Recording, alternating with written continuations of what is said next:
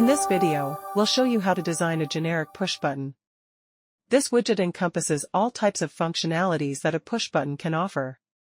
Users can take advantage of this powerful widget to create any desired control function. We will demonstrate the short click, click, pressing, continuous pressing, and repeated continuous pressing events. Let's create these corresponding registers to count the appearance of these events separately.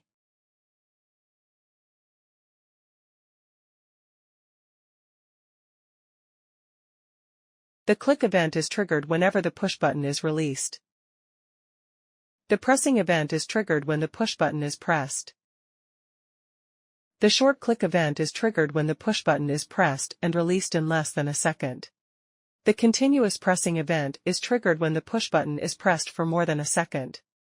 The repeated continuous pressing event is generated when the push button is pressed for more than a second, and afterward the event is repeatedly triggered every second till the push button is released.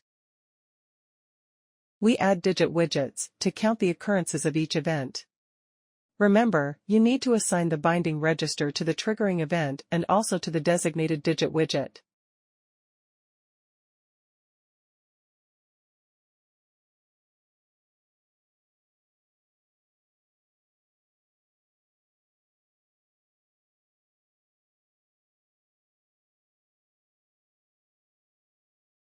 We can even change the images of this widget to meet your HMI design criteria.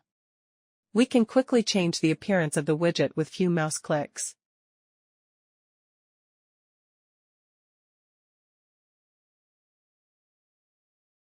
Everything is all set. Let's launch the simulator to see how everything goes. You can see that various events are triggered according to the setting. Thank you for watching this video. ADE